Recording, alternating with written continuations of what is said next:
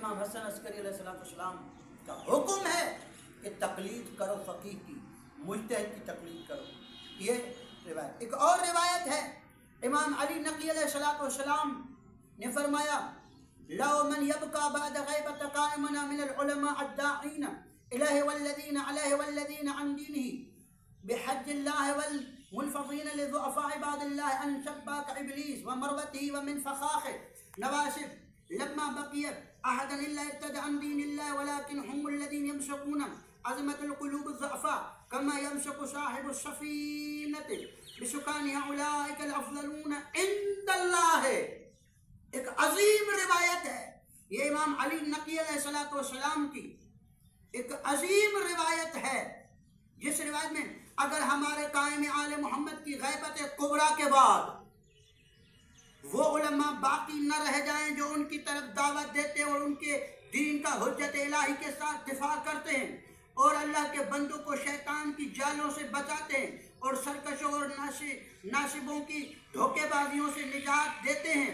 تو کوئی بھی اللہ تعالیٰ کے دین پر باقی نہ رہتا بلکہ مرتد ہو جاتا. لیکن یہی علماء ہی کمزور شیعوں کے دلوں کو اس طرح تھامے ہوئے ہیں جس طرح کشتی بان اپنی کشتی کے سواروں کو محفوظ رکھتا ہے. یہی لوگ اللہ کے نزدیک افضل ہیں. اب دیکھیں امام علی نقی علیہ السلام بھی علماء کی توصیف بیان کر رہے ہیں، ان علماء کی جو علماء غیبت کبریٰ میں لوگوں کے عقائد کے محافظ ہیں، لوگوں کے صحیح عقائد کے محافظ ہیں، جو تشیع کی جان ہیں، جو تشیع کے محافظ ہیں، جو تشیع کو عام کرنے میں ان کا ایک اہم اور خاص کردار ہے. یہ امام علی نقی علیہ السلام یعنی امام نقی علیہ السلام بھی امام حسن عسکری علیہ السلام کی طرح ہمیں حکم دے رہے ہیں کہ غیبت کبریٰ میں آپ لوگوں کو چاہیے کہ ان علماء کی طرف رجوع کریں جو آپ کے عقائد کے محافظ ہیں، جو تشیع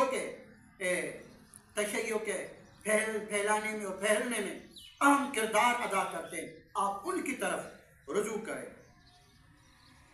ایک اور روایت امام جعفر صادق علیہ السلام سے آپ کی خدمت میں عرض کرتا چلوں إياك إذا وقعت بينكم خصومة أو تداري في شيء من الأخذ والعطاء إن تحاكموا إلى أحد من هؤلاء الفساق اجعلوا بينكم رجلا تدعون حلالنا وحرامنا فإني قد جعلت عليكم قاضيا. کیا خوبصورت جملہ امام کا. امام کیا خوبصورت فرما رہے ہیں اس جملے میں. امام فرما رہے ہیں خبردار یاد رکھو کہ اگر شیعوں میں کوئی تنازع ہو جائے یا لین دین کے معاملے میں کوئی اختلاف پیدا ہو جائے، تم ان فاسق لوگوں کی طرف نہ جانا، بلکہ دیکھ لینا جو شخص تم میں سے ہمارے احکام حلال و حرام کی معرفت رکھتا ہو تم ان سے فیصلہ کرا لینا. یعنی امام علیہ السلام امام جعفر علیہ السلام بھی ان علماء کی تائید کرتے ہیں جو اہل بیت علیہ السلام کے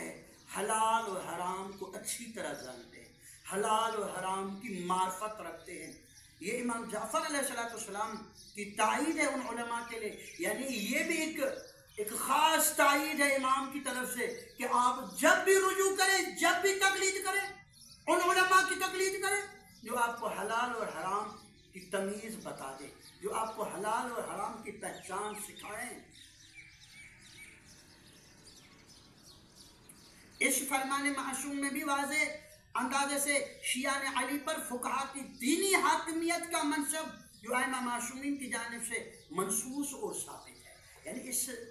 اگر ہم روایت پہ نظر رکھیں، امام جعفر صادق علیہ السلام کہ اس روایت پر نظر رکھیں کہ جب بھی کوئی ایسا مسئلہ شیعوں میں آ جائے تو آپ شیعہ کن کی طرف رجوع کریں؟ ان علماء کی طرف رجوع کریں جو حلال اور حرام کو جانتے ہیں، جو حلال اور حرام میں خوف خدا رکھتے ہیں.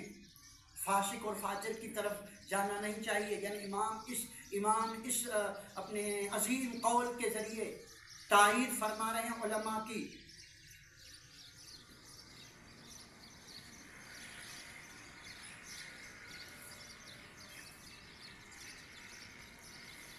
اچھا، امام محمد تقی علیہ السلام شہر رے کے ایک مومن حماد راضی سے فرمایا یا حماد اذا اشکل علیک شیء من امر دینک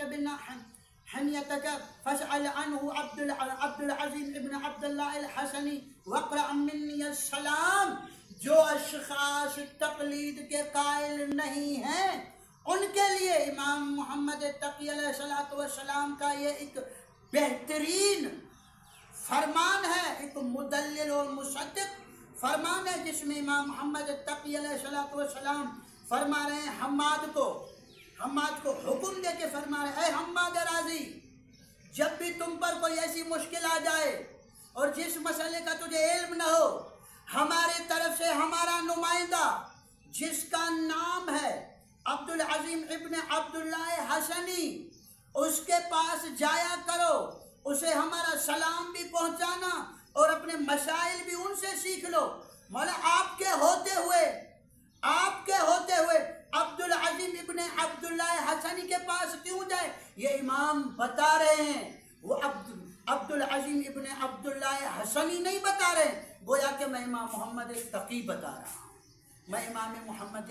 تقی علیہ السلام یہ بیان کر رہا ہوں کہ عبد العظیم حسنی کی زبان گویا نہیں ہے، گویا کہ امام محمد تقی علیہ السلام کی زبان سے جملے جاری ہوتے ہیں، کہ گویا کہ امام محمد تقی علیہ السلام یہ احکام اور مسائل بیان کریں. امام محمد تقی علیہ السلام یہاں فرما رہے ہیں کہ یاد رکھو یہ بھی ایک تقلید کے لیے بہترین فرمان اور دلیل ہے کہ امام محمد تقی علیہ السلام صرف حماد راضی کو نہیں فرما رہے ہیں، حماد راضی سے مخاطب ہو کر پورے تشیع کو امام محمد تقی کا یہ پیغام کہ آپ کو جب بھی کسی بھی مسئلے میں کوئی پریشانی ہو تو آپ